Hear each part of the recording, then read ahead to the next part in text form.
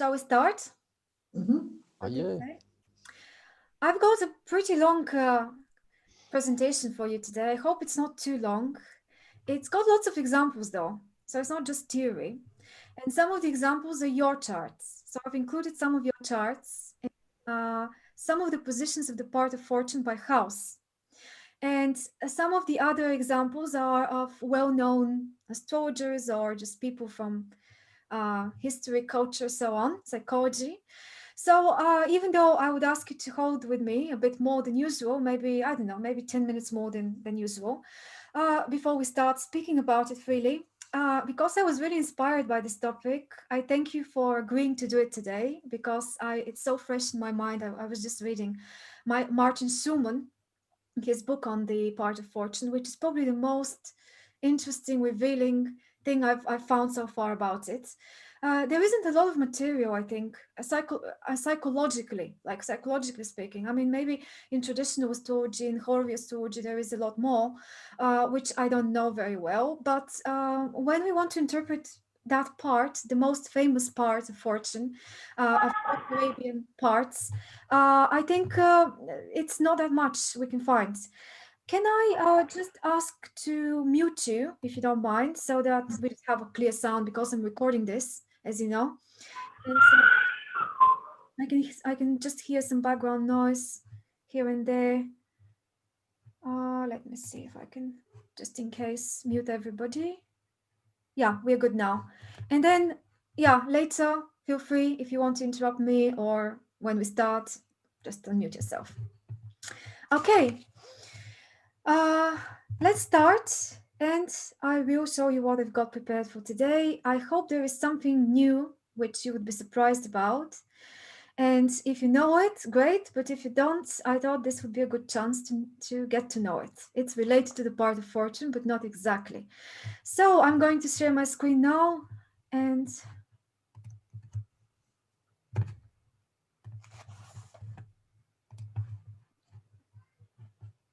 let me know if everything is clear on the screen for you.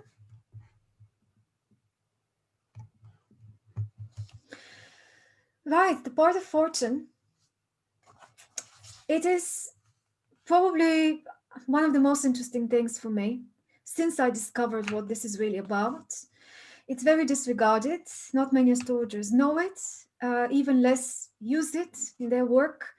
And I think this is very unfortunate, because it's a very powerful point, and it can give us a summary of the three most important, so-called most important points in the chart: the sun, the moon, and the ascendant, in a way that harmonizes the expression of the three, ideally in the best possible way for the person. So let's start with what this is technically a little bit, and then I will speak about the meaning. Just worry that the windows are on the way.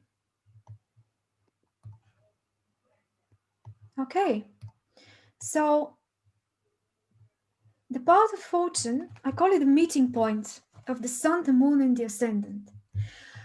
Usually people use software to calculate it, and they just find the place of it in the chart and jump straight into interpretation. It is considered to be a fortunate point, one speaking of joy, of success, of plenitude, all sorts of positive things like this. But we don't know why, usually. Why are we connecting that point? It's the most famous Arabian part. I think there are 97 in total, if I'm not mistaken. But this is the one that is used the most, because usually they are, all those parts, they are calculations. They're not real points. They're not real bodies like a planet, for example.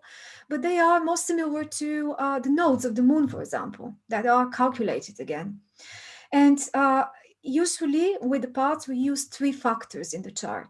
Let's say, for example, the sun, the ascendant, and Venus. I think this was the part of Eros, if I'm not mistaken. Yeah, but here the part of fortune is the big three: the sun, the moon, and the ascendant. And I know that in traditional astrology, we have a day formula and a night formula for the part of fortune. But I just want to make it clear I disregard this, because my approach is slightly different. I use what Dane Rudier talks about and what Martin Schumann talks about, which is a concept of it's basically just the day formula that we use. We don't switch to a night. We just make it like something uniform, one way, one formula of calculating it, which follows the following logic. You are first of all fixating the chart. Where is the sun and where is the moon, and what kind of aspect they make to one another, but mostly in regards to what phase of the moon that is.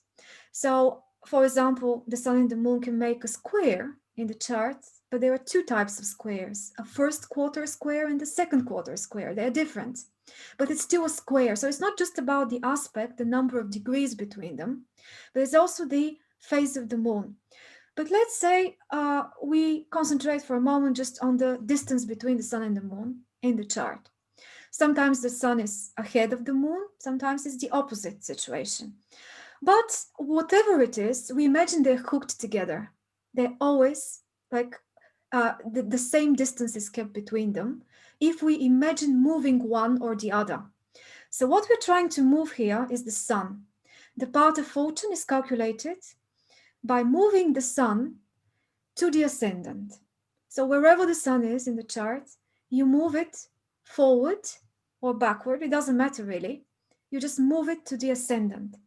And if you imagine that the moon was constantly hooked to it, as I said, like attached to it, then you move the moon exactly that many degrees as is the distance between the sun and the moon. I'll show you a chart in a moment, it will make sense if you haven't heard this before. So this new position of the moon, wherever it lands, when we do that, moving of the sun to the ascendant, is the part of fortune. It sounds easy, isn't it? Everybody can calculate it even without the software. You basically move the sun and then you see where the moon follows. If the moon is behind it, it just follows behind it. Yeah, and that many degrees, that's the same distance is kept between it and the sun. So on the next one, I've got, this is the chart of Sigmund Freud, just as a quick example of how this is done. Oh, sorry, move forward a bit. Okay, so I hope you can see this. The sun is in the 7th house in Taurus here, 17th degree of Taurus. The moon is slightly ahead of the sun. So the moon is in Gemini, 15th degree. So we're having a situation when he was born shortly after a new moon. How do we know that? We know it because the moon is slightly ahead in the zodiac from the sun. Yeah, and very shortly, obviously, a couple of days before he was born, approximately, there was a new moon. They were together. The sun and the moon were together. And this is the moment when they are in a position to one another, which is how many degrees? It's approximately 30 degrees, almost 30 degrees. The moon is ahead of the sun. It's almost an exact semi-sextile aspect. Yeah. I think when we look at the phases of the moon, the 8 phases of the moon in which each one of us can be born, this other often forgotten side of astrology, then this is still going to be regarded as a new moon situation. Yeah, because a couple of days, 3 days after the new moon happens, the person is still regarded to be born under the new moon, even though in this case they're in 2 separate signs.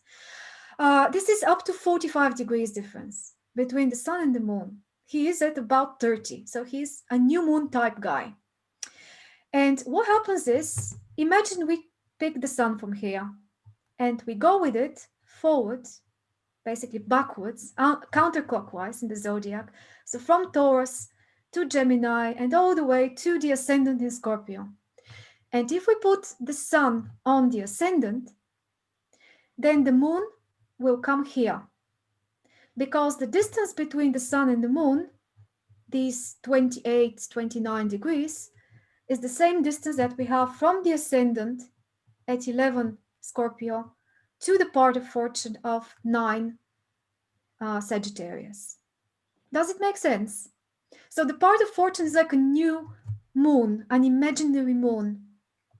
And it's like an alternative moon as well. But why are we doing this?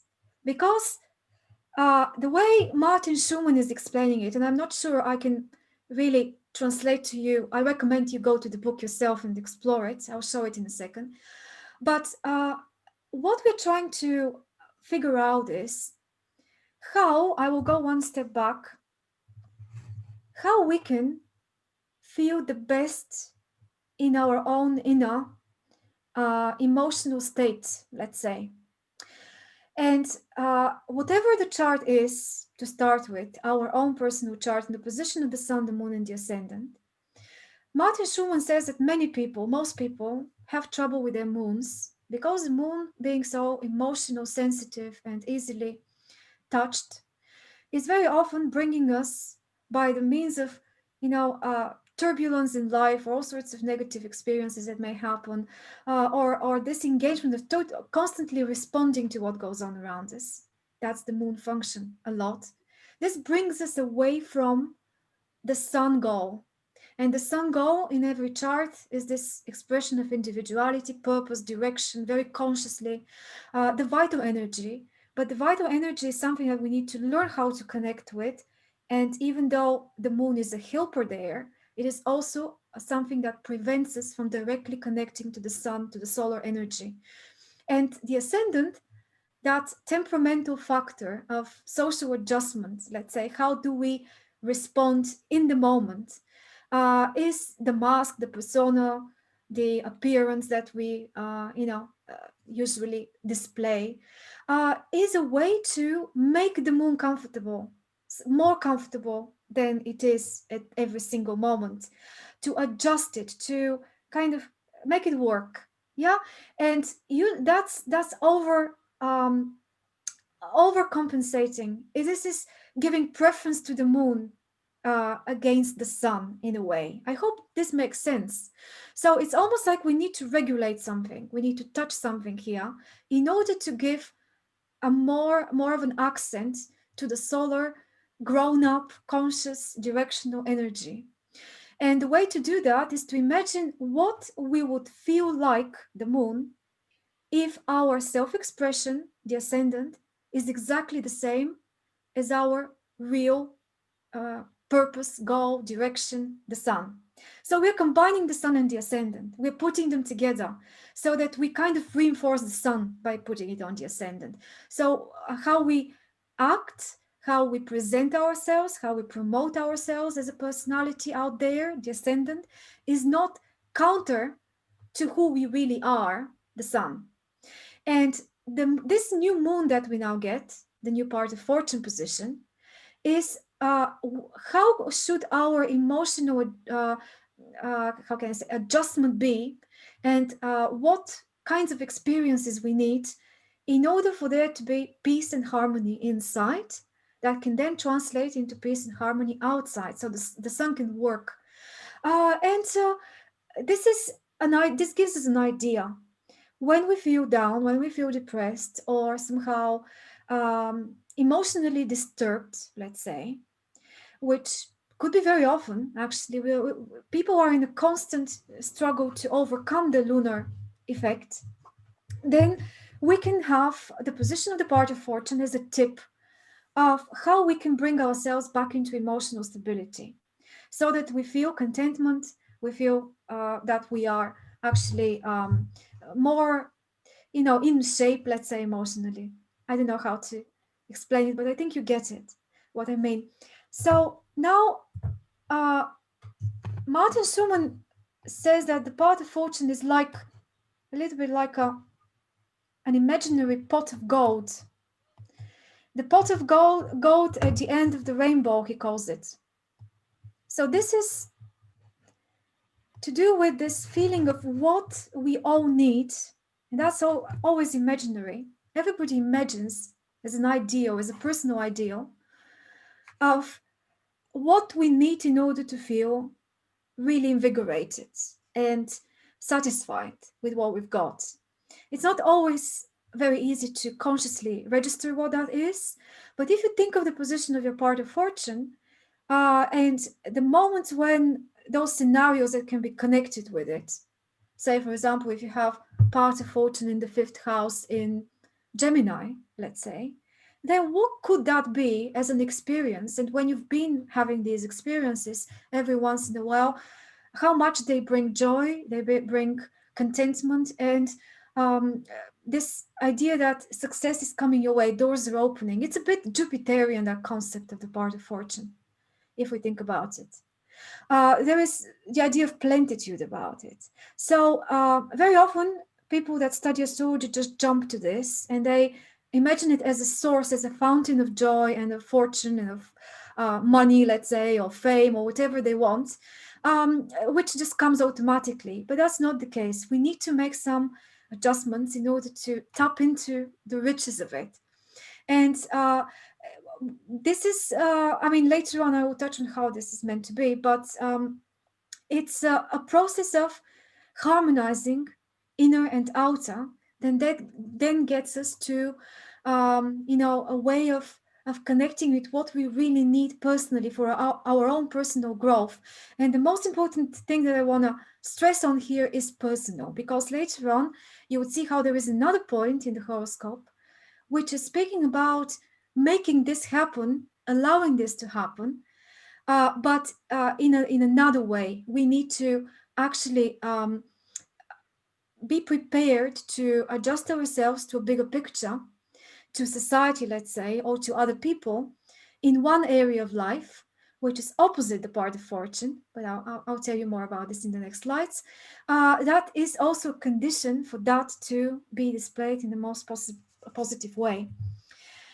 I touched on this in the beginning more, but but this is just to say, and then Rudyard explains it in length. If you go to his book, The Lunation Cycle, which was until recently the only source I had about the part of fortune. But it is interesting when we look at charts next, you see, to make that connection. It's an important connection between the position of the part of fortune in the chart and the phase of the moon that somebody is born in. Like in the case of Freud that we saw, you saw how he was born on a new moon in the beginning of the cycle of relationship between the sun and the moon. And his part of fortune fell in the first house. So I'll go back to his chart quickly for you to see. So he's a new moon person, and the part of fortune is in the first house. So there is an obvious connection in the symbology of this, how a new moon personality is supposed to be an initiator, somebody who is making first steps in a direction, or someone that is at the same time quite subjective in all their opinions and all their ways of perceiving the world. And the part of fortune in the first house again tells us they find their balance in the house of individuality and direct self-expression, intuitive direct self-expression. So the two things are interchangeable as symbols. And even though the charts are not ordered unless you use equal houses, which I don't, and I think that's important to in order for things to be really accurate to note. But let's say if the chart is someone was born more in around the equator or close to the equator, the chart will have relatively equally sized houses. And if we follow the logic of the part of fortune connected, its position in house, connected to the phase of the moon, then you would see how things progress naturally. So if you were born in the second phase of the moon, usually your part of fortune will be in the second or third house of the wheel. If you have a square between the sun and the moon in your chart, usually we can find your part of fortune around the meridian axis, the MC or the IC. If there is an opposition between the two, between the sun and the moon, if it's a full moon situation, then you are probably going to have your part of fortune in the seventh house or around the descendant. So there is a bit of a rule of thumb about this. Another rule of thumb is that if there is a trine between your sun and your moon, there would be a trine between the ascendant and the part of fortune. I think the same goes with the sextile. So I learned about all this recently, and I was fascinated how much this actually works when we start interpreting charts as well. Then these are the two sources that I used for my studies. And they point to something which was new to me. Again, I'm trying to sort the windows in a way that you guys can see everything here. But the path of fortune, as I mentioned, needs another point, like with the nodes of the moon, where everybody's talking about the north node, but very often disregards the south node and the fact that it's always opposite and so on, as you know. Here we've got a similar thing going on with the part of fortune. It's got an opposite point to it. And Martin Schumann is explaining about that point. He calls it the path of impersonal consciousness. I didn't find anything on the internet about this, not even the symbol that he shows in his book about this. So he must be some sort of a pioneer in this idea, even though Dane Rudier in the lunation cycle speaks of something similar. And I thought, okay, hang on, I have heard about this before, but actually, turns out they're not the same thing. These two other points related to the path of fortune that them two are speaking about. So I just wanted to clarify for you in case you're interested in this. And I think the path of impersonal consciousness is actually so important, so interesting to discover, to see. It is basically the thing exactly opposite to your part of fortune. If you have your part of fortune at 7 degrees Leo, the part of impersonal consciousness will be at 7 degrees Aquarius, and obviously in the opposite house. So that's how it's calculated. It's easy to find it. But what it means is, I said the path of fortune is about personal prosperity, personal well-being. It is not possible to have that personal well-being if we're just pushing for it, if we're just trying to go for positive action that will bring us something, attracting something, or being proactive about it. There are always, he says, counter forces in the environment, coming from other people, from the circumstances, from culture, from society, from the universe, whatever you want to imagine, like opposite signs in astrology, how they balance each other out. They give each other the opposite perspective, but they also create this sense of tension, of pulling in two different directions. So Schumann says there is this point opposite the part of fortune, which is not allowing it to make what it wants to make. It is not just giving us the satisfaction and the desire and the joy and happiness that we're looking for, unless we realize that in that other area of life, in that sign and house, we need to be impersonal. We need to be tolerant, wise, and not judgmental, usually towards the choices and opinions about other people. So it's something like we're finding opposition in the other points, and we are getting frustrated by that opposition. We don't like what we see. We very often want to change people's attitudes there. We're tempted to do that. And this whole thing is creating the inner tension that's not allowing us to just be calm and content and joyful about our own life. This is preventing the path of fortune from doing its work. So what he says is, explore that point that's opposite your part of fortune and try to find the most creative, positive way to use it without being judgmental, without being intrusive in other people's life. If this happens to be in your 7th house, look at your relationships and at other people in your life kind of from a distance. Try not to take things personally. Try not to imagine problems where they don't exist. And also try to put yourself in other people's shoes in that area of life. Yeah, if that makes sense. And on the other hand, Rudier is speaking about something called the part of spirit, which is not exactly the same thing. That's more to do with the part of fortune, wherever it happens to be in the chart. We imagine from the ascendant that it was going retrograde. So we find the distance between our part of fortune and our ascendant. So if the part of fortune is underneath on the underneath the horizon in the houses 1 to 6, then we have it on the opposite side of the wheel, on the upper side, but that many degrees from the ascendant. Yeah, does that make sense? So they're not actually opposite in the zodiac, these 2 points, but they're opposite, like equal distance from the ascendant. Yeah, I hope that's not too confusing. But the point here is, again, it's very similar to the part of impersonal consciousness, but here it's more to do with how to have not outer success and outer achievement, which is the part of fortune, but more inner success. The feeling that you are doing the right thing, that you are taking your part in the big picture, or you are following your say your chart, your path, or your individual purpose, and you know it, and you have this inner sense of spiritual life. That's what the part of spirit is to do with, and it's almost like one level up from mundane everyday success, which is more directly connected to the part of fortune itself. Yeah. So I'm moving on from the theory, and I've got it in the houses with some examples now for you. And this is more, even though every time I say first house and Aries, second house and Taurus, it's more to do with the houses than with the signs. So it's very short keywords here, just to also remind ourselves about the meaning of the houses in the process.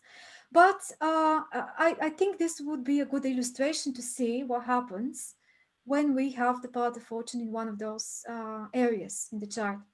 So if it's in the first house, that's usually a new moon situation, somebody born on the new moon.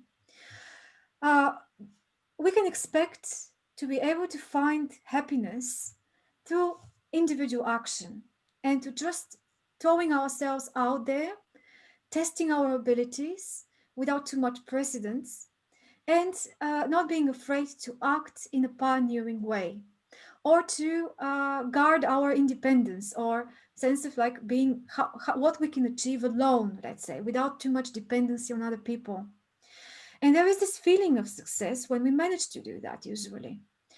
And everything that we connect with Aries in the first house, this courageous self-expression, following our own instincts even without knowing whether this is taking us in the right direction. It's just a feeling. It's just a very nascent, instinct there. And also listening to our own beliefs, not necessarily needing them to be proven, but going for it, testing it. There is a danger, of course, like with all of them, to be isolated in the process, to be, when you find this good feeling about being or acting alone, you may be tempted. Of course, this depends on other factors in the chart, because there may be other factors. Like in my case, I've got this part of fortune in the first house, and my sun and moon, they're not conjunct, but they're in the same sign.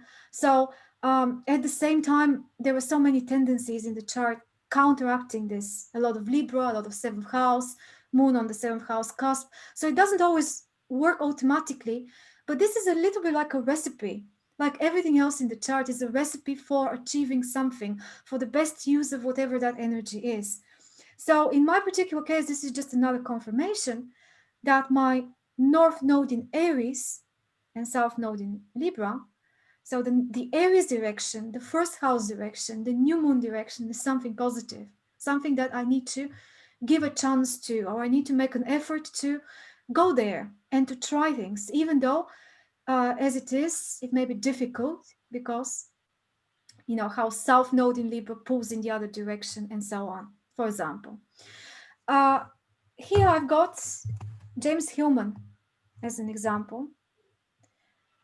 How many of you know James Hillman's work or know him, or, what his contribution was about? You knew him, Jacqueline? Okay, that's great. Well, I recommend you search him if you haven't so far. A famous psychologist and somebody that was obviously quite familiar with astrological concepts, even though he didn't popularize this directly. He's the founder of the movement of archetypal psychology, which is pretty much astrology if you go deeper into it. And he wrote some very famous and interesting books. He was a pioneer in the field of psychology in the 20th century. And you can check the most famous and groundbreaking work, pioneering work in psychology. He has a book called Revisioning Psychology, and also the Soul's Code. They're very interesting, both of them. So James Hillman was born exactly on the new moon. You can see the moon and the sun together. The moon was just passing over, so it was literally moments, minutes after the new moon, and in Aries on top of everything else. So that gives us a very interesting case of part of fortune on the ascendant. So if the moon and the sun are together, the more they are together, the closer the part of fortune is to the ascendant. And the more the moon distances itself from the sun during the month, the more the part of fortune travels in the houses forwards. So into the first house and then towards the second and so on. So yeah, you see, he's got the part of fortune exactly on the ascendant. I don't know, maybe we can consider that a lucky position, because this position of first house and new moon is a very trust in who you are and just find a way to express yourself kind of message. Yeah, and this is reinforcing the ascendant. If he's just naturally expressing himself automatically, quickly, listening to his own inner voice, and he obviously was somebody that became successful to a large extent, I think, due to not shying away from this and really not being afraid to do something new and offer something new. There is a quote I've got here from him. We can't change anything until we get some fresh ideas, he says, until we begin to see things differently. And yeah, I think that sums it up a little bit for us, that this is a pioneering spirit. Okay, the second house, here, theoretically, we find happiness when we have this sense of security in the material base that we can tap from, either our genetics or family inheritance, let's say, that is just there for granted from the beginning, or mainly the resources that we have gained ourselves throughout our life. It is a building up energy here. So the person needs to feel that they're actually a builder of something tangible in their life, and this can be left behind eventually. And also, we don't always speak about accumulation of possessions and objects, but it could also be skills, as you know, in the second house. But they still need to be leading to something tangible, to then be changing the material situation, maybe of other people, who knows. And the feeling of success comes when there is this sense of, I'm my own manager, the manager of my own life and my own resources. And it is just one step forward from Aries. It's not just ideas and feelings and intuition now, but this needs to be stabilized into something that the person builds from an individual perspective. And the danger could be that we can go too far, of course. We can become too materialistic and too inflexible in our attitudes, too fixated. Like Taurus is very fixated, fixed sign. And the example I got here is Marsilio Ficino. Now we're going back to the Renaissance with him, but he was quite a figure. And one of my favorite Scorpio charts for exploration. Sorry, before I go to the quote from him.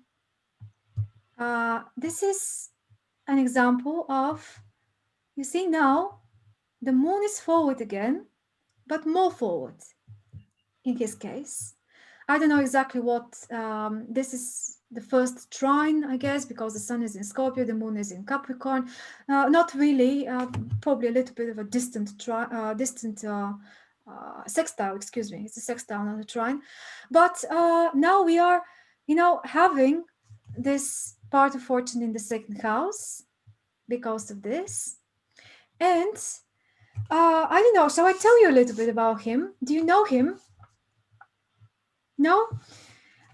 So he was a humanistic philosopher in the Renaissance era, very close to the Medici in Italy.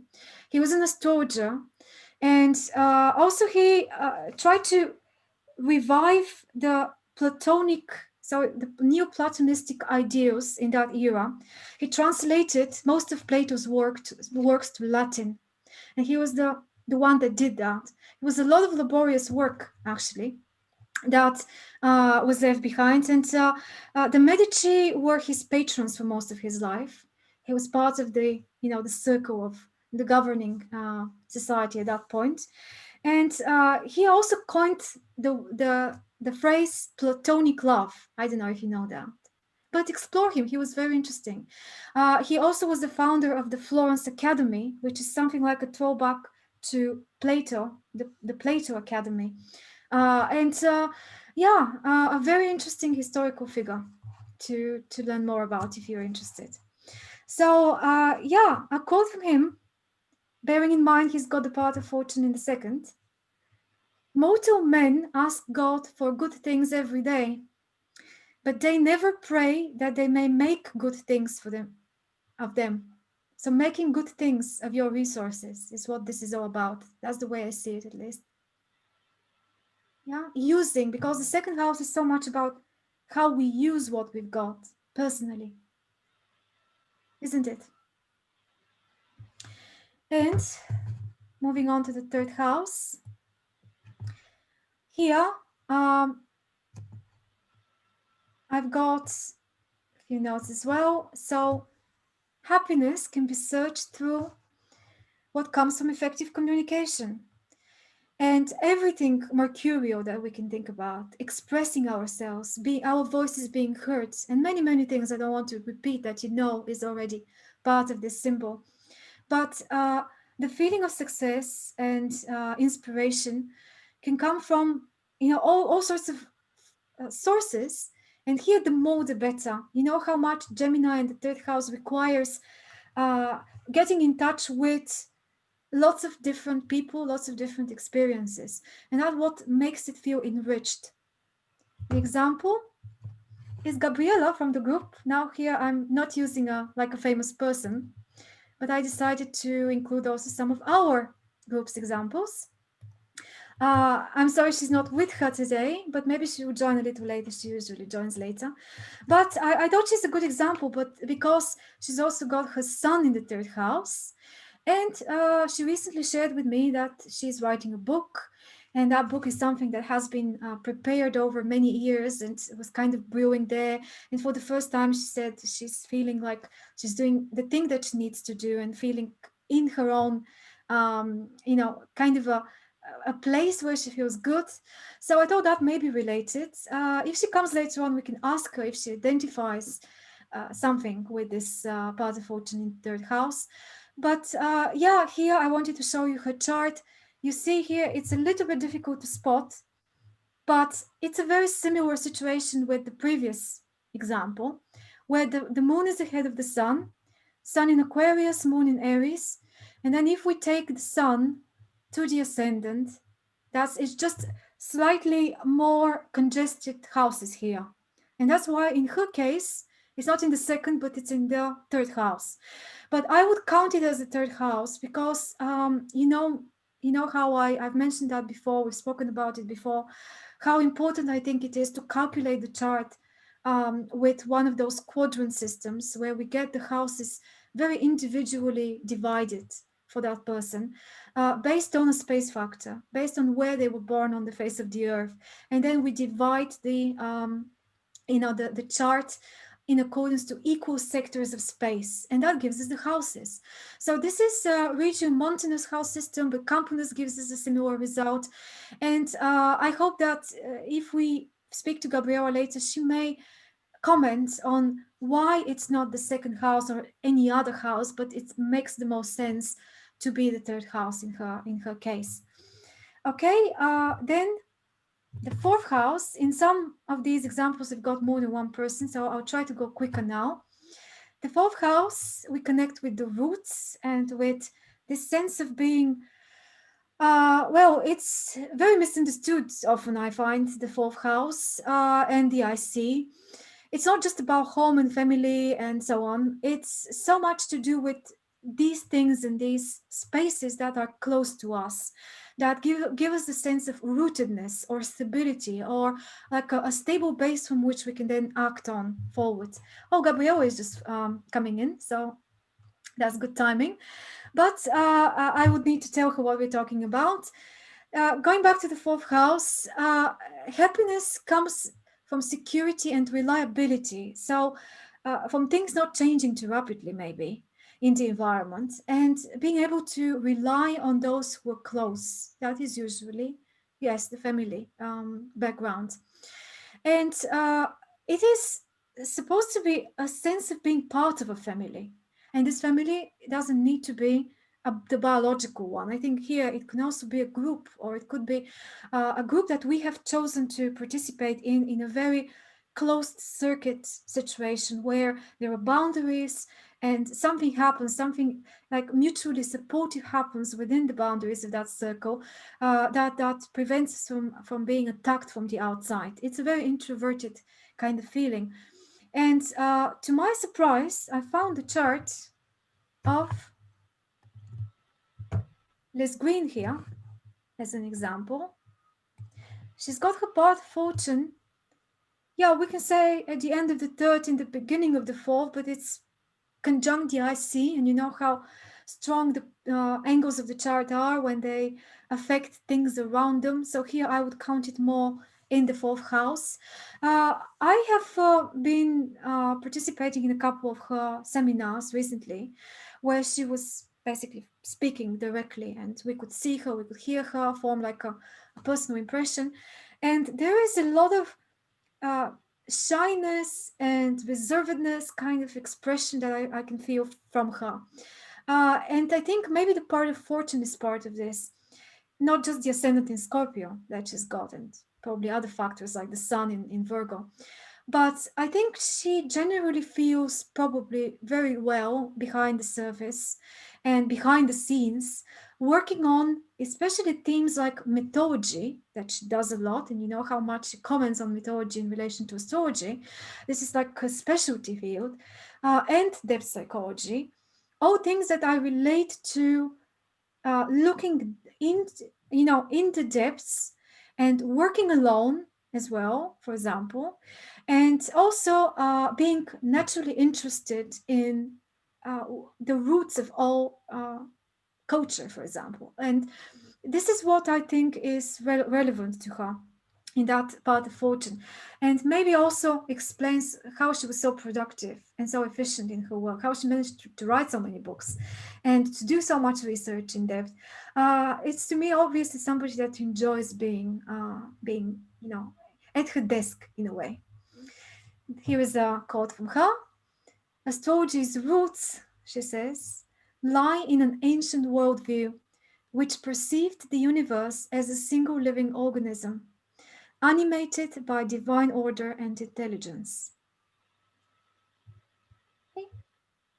And when you also have your part of fortune in the fourth house and on the MC, but this is on the IC, but it's on the other side of the IC. So if you want, you can comment on this here. How do you see it? How do you feel about it? Well, I did, as I often do, did a presentation based on my experience of my part of fortune. So you have your presentation for us today. Yeah, if there's time for that. We'll find It, time. okay. Well, Mhm. maybe I'll reserve comment then for Okay. that. So yes, please, let's do that then. So you can Okay. touch on it the way you have prepared Yeah. later on. Okay, I'm moving on to the fifth house. Obviously, here we find things related to spontaneity, self-expression, creativity. But here it's more from a standpoint of I've already found my base, fourth house, and now I've got something to show. I've got something to contribute, and there is a very acutely expressed interest for that to be done in front of some sort of a public or to get feedback from our self-expression. And yeah, of course, there are risks, like with any other, to become too unreliable, touchy, which is to do with the pride of Leo, the pride of, the self-expression in the fifth house, which really it is important how your work is received, perceived, and what other people in the world in general think about it, because that's a testament to how successful and how um, influential you were to your own personal essence. And again, I would leave the comment to you because I've got Lauren's chart here as an example. Lauren, you have Moon in Leo to support the path of fortune here, but your path of fortune in the fifth, on the cusp of the fifth, maybe is also why you were doing what you were doing as a profession. What do you think? How do you see it? Are you with us? Yes, now I am. I just, oops, look at that. Hold on.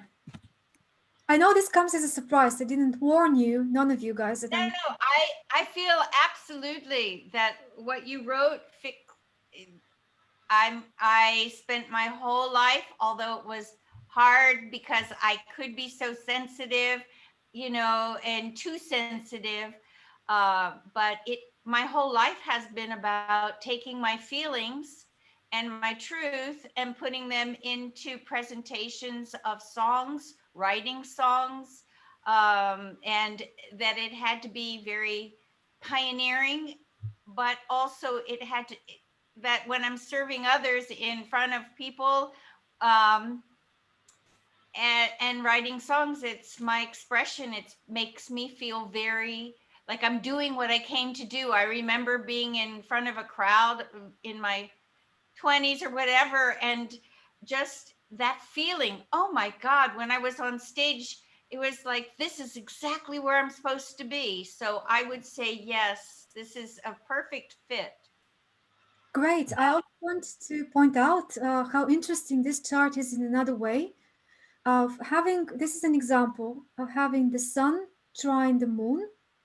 You can see this is a pretty close trine, 4 degrees. And we obviously then find the path of fortune, find the ascendant. And the ascendant is at 24 Aquarius. The path of fortune is at 27 Gemini. Yeah. So Yeah. this is how it works out when we have Sun Moon trine to start with, and it is considered to be one of the most harmonious uh, possibilities that you can get, even though it could become negative like everything else if we don't use it properly. We all know this, but this is I don't know, something that naturally connects you. It gives a natural feeling of where to go, what to do in order to feel that positivity about your actions. So yeah, it's I I, wanted I wanted to say from your talk in the beginning when you were talking about the Dane Ridger going one direction, then going the other. Mhm. When it goes the other direction, it ends up with that cluster of Neptune and that conjunction of Neptune and Saturn in Libra. Yes, well, that's a very good observation because we have spoken before how much trouble that conjunction has created eventually in your life, especially your personal life, your relationships life, and how turbulent this has been in the past. And now, if we consider the part of spirit being there, using Dane Rogers one, it could have been also a source. You will say, I don't know, a source of growing up and getting Yes, beyond things, getting over things, becoming wiser in a way. But yes, this is very interesting. Also, uh, Martin Schumann is saying that when there is a trine between the sun and the moon, usually, not always, but usually, most of the time, the path of fortune falls either in the fifth house or in the ninth house. And these are the houses ruled by the sun and Jupiter. Um, mm, respectively. And you see how here we've got a team of creativity, inspiration, self expression, positive action. Both of these planets are connected to that. And both of these planets are kind of underneath the surface, they're connected to the part of fortune as a concept. So here the part of fortune feels more at home in a way because of this also. Yeah. But then and the how much do you think the part of, for example, I was examining the part of fortune in Gemini, and so how would that, because of the communication, I guess you would communicate your creativity. Uh, as I've always mentioned, I think houses are more important than signs because the signs can add. Actually, a lot of us have it in Gemini. I noticed. I have it in Gemini. You do. I think. Dwayne, did you have it in Gemini as well? Your part of fortune, or it was somebody else's? Virgo. Yeah. Oh, Virgo. No, sorry. Okay, I saw a few charts of the examples from today. That we all had it in Gemini, but in different houses, and it is so interesting. So, I mean, telling how the expression is very different because of the houses, but I guess the sign can add in what style. So, what? Flavor. I Yeah, was thinking the it adds the flavor. flavor. Exactly, the flavor. Well, actually, it is quite important. The sign. I don't want to disregard it. If you pick Martin Schumann's book, he's got a little bit of every sign and every house separately. So if and these are different descriptions, these are different things.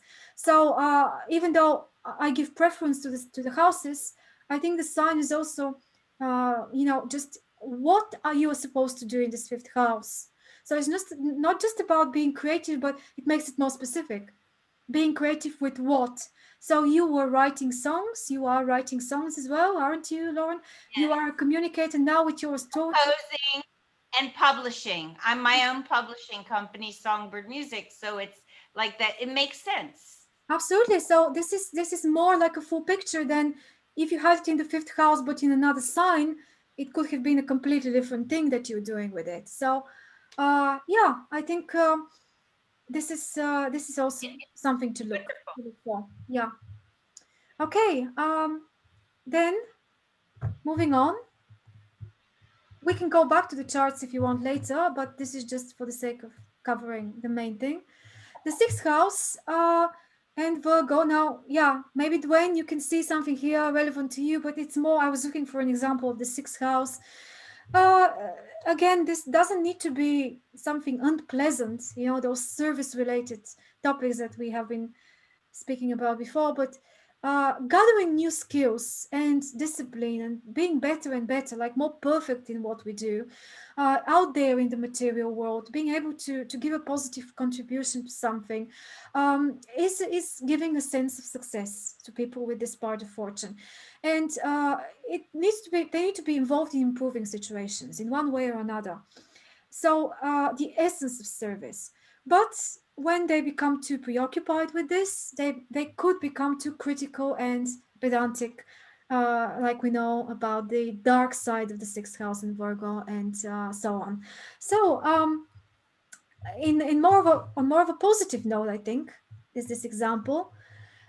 Richard Wilhelm. I'm not sure it's a German name. How exactly to pronounce it? I think it's Wilhelm. Do you know him? Yes. Yes, I know many people that read Jung know him because they were related. Jung wrote the commentary to the two most famous books by Wilhelm, and Wilhelm was a sinologist. Sinologist means a scientist studying Chinese culture. He lived in China for 25 years, and he was famed for the most, it's not the only translation, but his is considered to be the best translation of the I Ching in German. And he also translated The Secret of the Golden Flower, another very important work. So Jung was kind of a recipient of his work, and he was very impressed, fascinated. He commented on it. He praised him a lot. Wilhelm has a great contribution to bridging the gap between Western culture and Chinese culture, and kind of um, presenting things in a way that it's a lot of sixth house work he had to do in order to achieve this and to bring us the fruits of uh, getting in touch to something that to a Western person is very alien and very different from what the way we are. People were usually understanding spirituality up to that point, and a lot could be said about him. Again, you can look him up in your own time if you're interested. Now, he was also a missionary in China. I got a quote from him, which I think is a reflection again to this sixth house part of fortune. He says here, the two mistakes of indolence and destruction must be combated by quiet work that is carried on daily, without interruption, then success will certainly be achieved. So it sounds like to me that this guy really knew what success means to him, at least personally. Now, I'm not sure that this is relevant to everybody. I believe this is relevant to him more than anything else. And it is a very good reflection of the part of fortune in the sixth house. Okay, next one is my favorite example because that's Martin Schumann himself, the author of the book that I'm mostly basing what I'm telling you about today, about the part of fortune. I didn't know this guy. I didn't know his work until very recently, but I felt very, very attracted to studying his work and what he had to say. So many things rang through to me personally. And by looking at this fascinating chart, I don't know if you've seen such a chart before, I found so many connections with my own, which I'll show you in a second. But here's an example of a full moon chart, pretty accurate. Sun in Taurus on the 21st, Moon in Scorpio 24th. And when we have that situation, the part of fortune is usually around the descendant or in the seventh house. Like with the new moon in the first house, I hope you see the connection when you have an opposition aspect, how much inner tension that produces, and how much the life revolves around reconciling opposites or reconciling two sides of the same story. For example, we're trying to learn how to have balanced relationships with other people, and naturally the part of fortune is found in the seventh house of relationship here. So yeah, I think that's a very fascinating chart, not just because of the many planets in the 12th house, but also this balancing moon on the other side. It's just very interesting chart from my perspective. I took the I decided to, I hope I'm not boring you with this, but just to show you how sometimes we get in terms of synastry attracted and interested in things that are astrologically so related to us personally. And the blue chart is his and mine is the one on over it. I just wanted to show you how many connections we've got in terms of reversed nodes of the moon. So his north node in Libra is on my south node in Libra, the other way around. My ascendant is conjunct kind of in the middle of all of his Taurus planets here in the 12th house. And we've got a very close moon-moon conjunction. And yeah, there were other things as well, but I think this is just showing how, the parts of fortune. Now, yeah, actually, I wanted to show you this example because of the part of fortune and the part of the impersonal consciousness that he's talking about, this opposite point. Here we've got his part of fortune in the seventh, in Sagittarius. I've got mine in Gemini in the first house. So it's reversed house, reversed sign. But what I discovered was that the point of impersonal consciousness for me is exactly my Saturn. So my Saturn is exactly conjunct, here is the Saturn, and it's conjunct his part of fortune. So it is very interesting when we have an aspect with our part of fortune or the opposite points. In his book, he also comments shortly about the aspects, the conjunctions, the oppositions. So I started researching Saturn again this week because I realized how much my part of fortune depends on Saturn in the chart.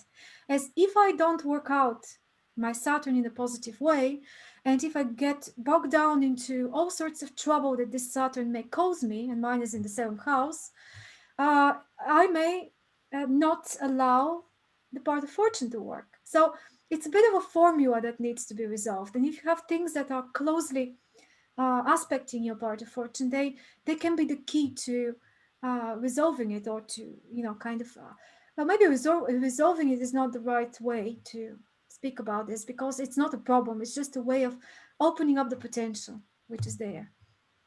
And moving on now to the 8th house. Happiness comes through positive use of power in this Scorpionic house, and the trust in business and personal relationships. Uh, this is often missed how much the eighth house is to do with the result of interchange, of relationship with other people. It's not like the seventh where we just enter into the relationships, but here we actually suffer or enjoy the consequences of these relationships. It's really the battleground of every interaction, positive or negative. And all the emotional results, emotional expression and feelings that result from that. So the feeling of success is when we can manage well the results of actions in groups or in one-to-one interaction. It doesn't need to be a large group, but Scorpio is that sign that now risks, being involved a lot into something and into its relationships in a way that it can lose itself, it can lose its individuality.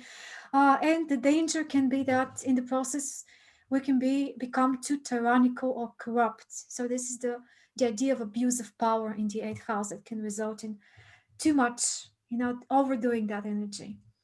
I have an example as Alan Watts. Do you know Alan Watts? It's very well known philosopher and speaker that something similar to Richard Wilhelm here, but obviously Alan Watts was an orator. He wasn't a writer that much. He was a writer as well, but he's mostly famous of his speeches that you can listen to on the internet if you're interested. And he brought the knowledge of, again, Eastern philosophy, but this time Hinduism, Buddhism, and Taoism as well to the West, to the United States. And he tried to kind of not just inform, but also again build a bridge between the two cultures. And ever since, he was mostly active in the 70s. In the 60s. He died in the 70s. And yeah, we can say around that time. And yes, here we've got a situation of the moon already past the full moon. So his sun is in Capricorn, his moon is in Virgo. And it would have been a full moon if the sun is in Capricorn, the moon is in Cancer. So because obviously Virgo is after Cancer in the zodiac, we can immediately establish by looking at the chart that this person was born after the full moon, at some point after. So I don't know if this is a disseminating moon phase, which is after the full moon, or even the one after, but not yet a square. And he's got actually a trine again. Yeah, so we've got, but this is the other trine, not like in Laura's chart, but it's the opposite side, where the moon is on the opposite side of the opposition. And again, if we look at the part of fortune in the eighth house, it's in Leo, and the ascendant is in Sagittarius. So they also make a trine. And that's just another example of that. But the eighth house, I selected a quote from him. He obviously spoke a lot about mortality, spirituality. He wasn't afraid of talking about taboo topics and really actually felt quite comfortable in that. So this is something that always fascinates me. Try to imagine what it will be like to go to sleep and never wake up. Now try to imagine what it was like to wake up having never gone to sleep. What do you think about this? Does it sound like eighth house to you? Yes.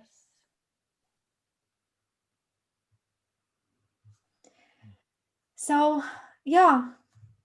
I just want to point out that I think, unless I'm confusing him with someone else, I think he wrote a book called The Wisdom of Insecurity that affected me very, very deeply, of how it's good and okay to feel insecure. There's a wisdom in that.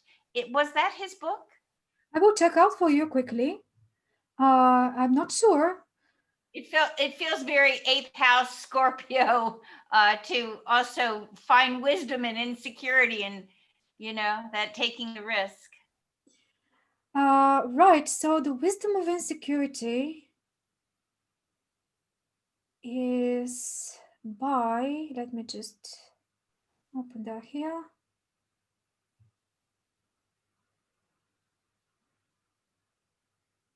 Yes, you're right, Lauren. That's his. Okay. Yeah, you're It right. affects me so greatly. I mean, I was it was and it seems very eighth house. Mhm. You could go into a taboo subject like insecurity and Yes. make it that you flip it on its head and say, "Hey, this is the place to be really wise. This is great." Well, a lot of what he's talking about has this feeling to it of how to turn things around and through sense of humor. So he's got this dark sense of humor kind of approach to things, where he's kind of making fun of mortality, making fun of all those things that we worry so much about. And we taking ourselves too seriously or taking our lives too seriously. And he shows how that is actually not necessary and speaks about living as if we are dancing and approaching life almost like a dance and not like something starting and ending. So it's very eighth house. I never thought of him because I've been exploring his chart in the past and I knew he was a Capricorn. I knew about many other things in the chart, but I was never fixating very much on the eighth house. And he's got so much Scorpionic energy, I think, in that sense. Something else was there as well. Oh, of course, the moon is in the eighth house, so that's also part of this. And the South Node is in the eighth house. That's another confirmation of how much we carry forward a wisdom that we already have to the South Node, something that we already connected to. And obviously, he needed to tone this down because he also had a lot of problems, addictions, and so on. So he could also be used as an example of how the eighth house doesn't work very positively always, and we need to be very careful about it. So anyway, it's just an example, so take it as you like. I go now to the ninth house, and here we've got, you know, this philosopher kind of inclination. We've got the search for truth, the search for knowledge beyond boundaries of restriction. Happiness comes to understanding here. So if we feel like we understand the connections and the overarching knowledge and wisdom behind a principle, it's this more holistic kind of way of thinking about things, then this is supposed to give a sense of joy. And also when we have freedom of movement and for exploration as well, and for experimentation, the danger, self-aggrandizement, and insensitivity. So, or being too fixated again on our ideals, or the way we perceive things as a only one reality, only one truth. The self-righteousness of Sagittarius that can result of having reached such a knowledge and such wisdom.